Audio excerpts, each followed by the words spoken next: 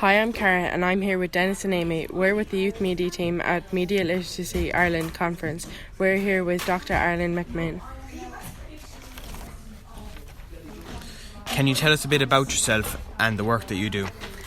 I am an American. I live in France, and I was a journalist and then a journalism professor, and then I worked with an NGO, an international NGO, and I've been an advocate for news media to pay proper attention to young people for most of my career.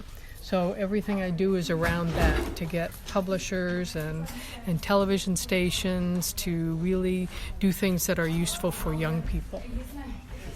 You spoke earlier about the protege effect at explainers. Can you tell us a bit about this concept and how it relates to media literacy? Okay, let's say you took a media literacy course and then you found your younger brothers and sisters, let's say 10-year-olds, and you talked to them about what you learned. You taught them what you learned. The protege effect means that you then learn what you originally learned better, because you had to learn it well enough to explain it to somebody else. So they are your protege, your student, and the effect is on you because you had to think harder and explain it rather than just absorb it or just regurgitate it in a paper.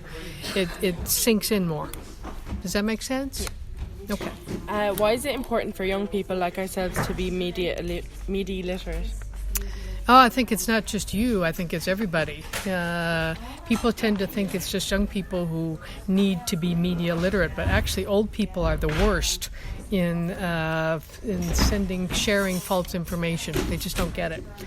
So I think it's important for everybody because there's so much information and it's more and more information, that we have to have some tools to be able to just sift it, just to be able to figure out what to believe, how to believe it, and how to survive in this overload of information. Finally, you showed a video clip earlier about a project called Cyber Seniors. What is in this project? Were there any unexpected outcomes from the project? Cyber Seniors, how old are you? 15. 15. Okay, you would be the age that would do this. Cyber Seniors started with two girls your age who wanted to help their grandparents learn the basics. The aforementioned, they were even worse than sharing bad stuff. They didn't know how to get on online at all, so they were really helpless. And if they could get online, they would be able to talk to their grandchildren and all kinds of cool stuff. So these two sisters taught their grandparents, and a third sister did a movie about it. And then it's grown into a larger program, so they're doing it all over Canada now. And there's some programs here that actually do something similar. Isabella, who was the moderator, is doing something at her library that does the same thing, that has young people work with their grandparents. And it's great to have people your age with your grandparents rather than, say, your parents, because with your grandparents you have way less baggage. Way less, there are not as many things in the way of teaching them. Whereas your grandparents, your grandparents are going to be fine.